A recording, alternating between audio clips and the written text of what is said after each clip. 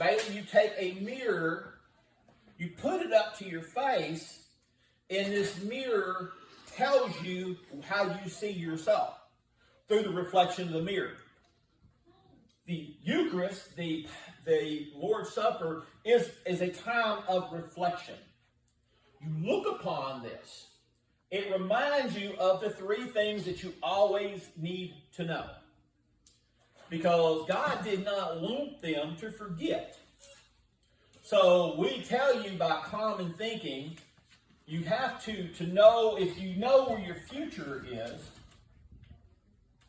you have your past, present, and future, right? That is traditional thinking. Am I correct? If you know your past, you know where you're at. If you know in the future where you want to go, if you know these three things, if you remember these three things, if you have your eye on these three things, these are the three foundations of success. But they're really not. Because the past, we don't see the past. Why? It's beyond us. The past is not the first thing that we see.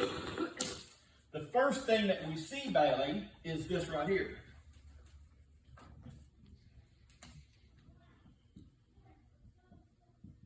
Present. The Passover, what Jesus was saying, as often as you do this in memory of me. The Passover was a feast that he says, God says, I want you to do. Because you think about this thing, when the Jews were instituted Passover, where were they at? In bondage. They were in bondage. So they were in bondage. Passover reminds them of where they were at. In other words, how did they get there? So when you got to look at yourself and look at your future and look at where you want to go. So say as an example, Amber, you had a lot of money at one time. We all sit back and we think about, man, I remember back when I had all this money in the bank. Well, okay.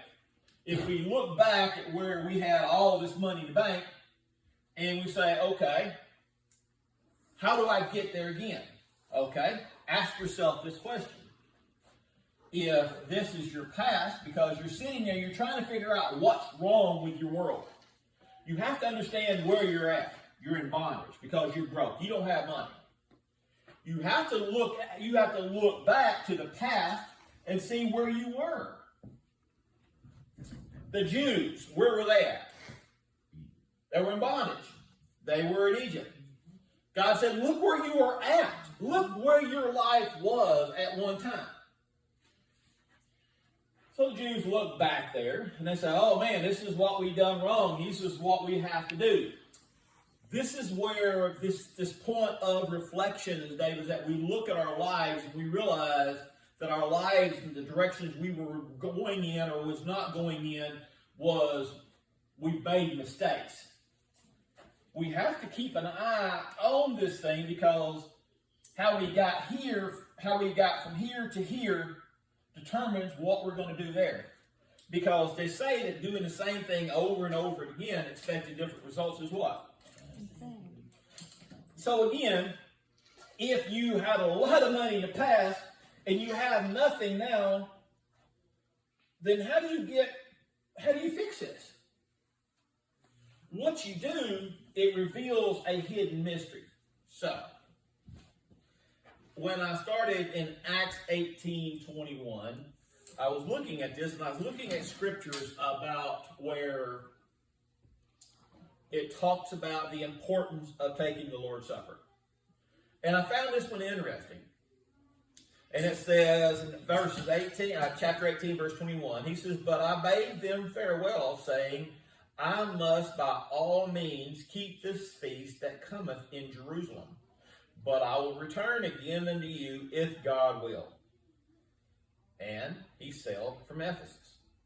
So I was like, that's kind of weird, because he says, he bade them farewell, for I must by all means keep this feast in Jerusalem. The feast that he's talking about was the feast of the Passover. But the problem is that it said that he had to keep this feast where? In Jerusalem, a specific place. Paul had somewhere he had to go. He had somewhere he had to go. How does it have anything to do with preparation?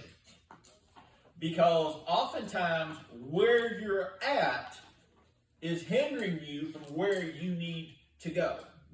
So you have to get out of where you're at. And how do you know this? So this is where I actually backed up to verses 18.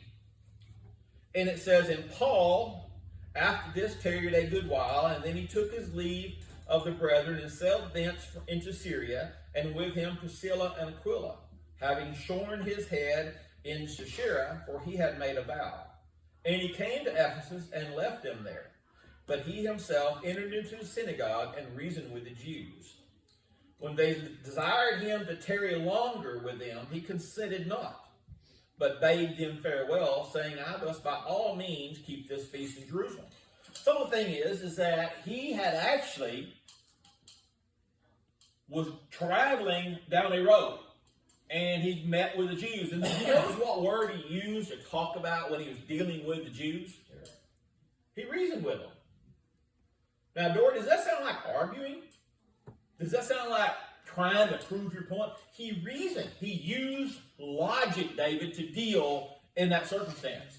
He didn't use emotion, didn't use passion, didn't use conviction. What did he use? So it tells us to use logic, to think about it, to apply logic to them and display this in a logical means. So one of the things that we find out about Paul right there, not only was he a man of vision, and he wasn't willing to be held back, even by when people were saying, man, stay with us, come on, stay with us. Paul had a vision. His vision was what? To get to Jerusalem, to keep the feast. Not only did he have to go to Jerusalem, but he had to take the feast there. Paul knew where he was going. And he knew, Lance, that if I wanted to get there, guess who I can't be around no more? You have to leave some people behind. Because these people are keeping you where? Down. Not necessarily down, because here's Paul. If Paul is out doing preaching the word of God and talking to the Jews and talking to the Gentiles, Dory, you'd find that me personally, so like I told you, I would have loved, I can't say loved, but I know a lot of times that I could have died and should have died, and if I would have died where I died at, Billy, I can probably say that I probably was not in a position to go meet Jesus, right? We've all been there.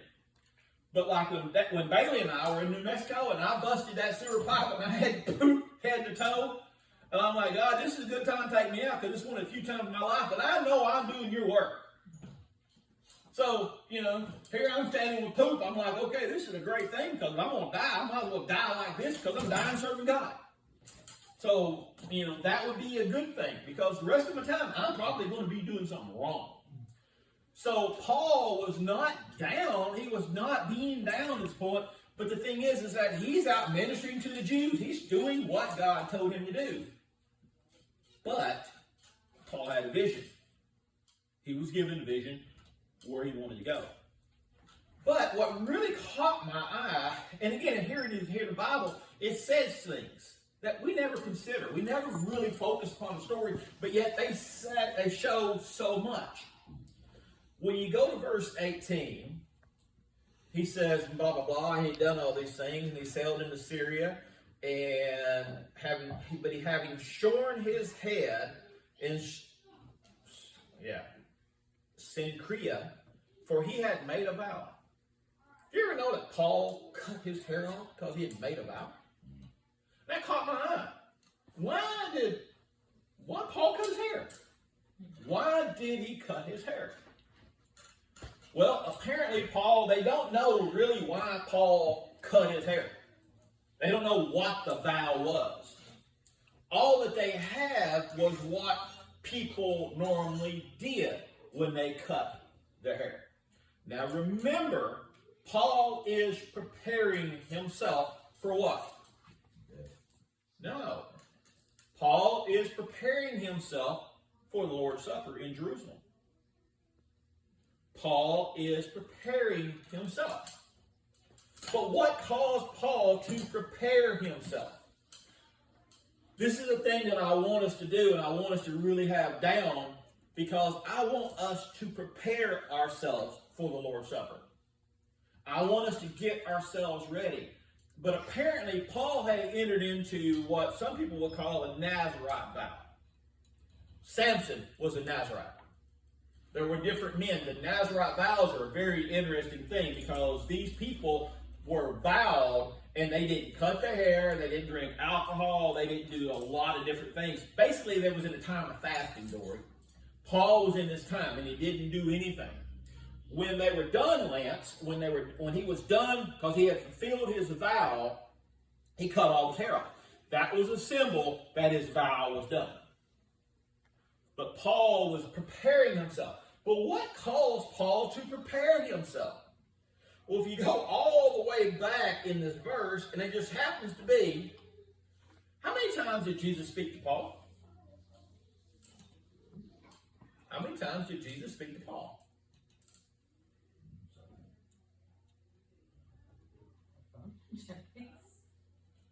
He's just talking about during the Lord's Supper.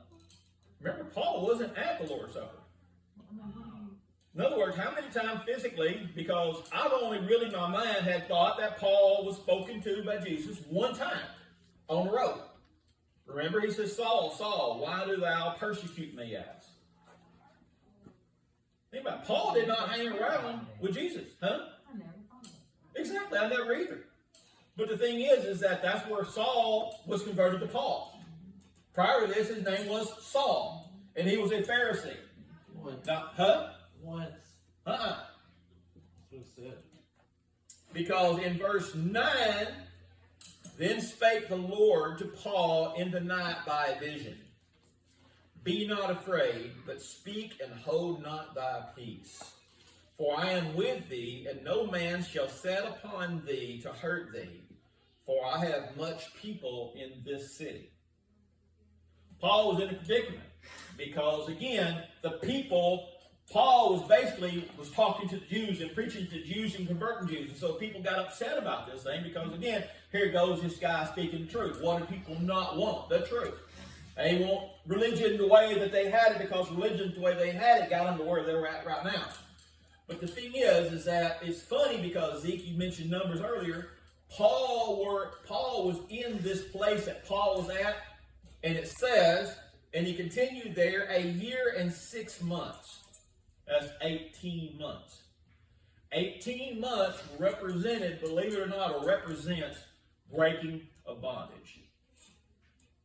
Yeah, 18 months. 18 months is several times was mentioned in the Bible, so there goes your numbers again for a particular reason. So here's the thing, is that Paul was out there doing this thing. But how is it that what caused Paul to enter into a time of contemplation? I thought about this, and I was like, wait a second. Because I read later on, and I was going through there, and it talked about where the Jews, and they took him, and they beat him before the judgment seat. I'm thinking, Jesus just lied to the dude. Because they just took him and beat him. No. Funny thing is that they didn't take they didn't take Paul and beat him. They took the Jewish leader and beat him at that day. So they couldn't beat Paul. So they picked out the Jewish leader for stirring up all the trouble, which is, I find, pretty interesting. But what was these words, David, that kind of made Paul go on to a fast and a time of contemplation? It wasn't so much, yes, it was in preparation for the Passover. But did you notice what he said? He says, you ain't not going to hurt you. Where? In this city. You notice that? He says, this city. Paul's future and you start reading about what happened to Paul in Jerusalem and on the way to Jerusalem, Paul knew that he had to do something. Paul knew that something was getting ready to happen because God told him, ain't nothing going to happen to you in this city. But Paul knew that he had to go to his future. So then, it tells us something. It completes a puzzle. It answers these questions, because if you just focus upon where you were, where you're at, where you were, and where you want to go, that's kind of vague. It's kind of vague. But in Proverbs 23, it says what? Or Psalm 23. Sorry, wrong word. He says, though I what? Pass through. Though I pass through. Paul knew at this thing he was getting ready to have to pass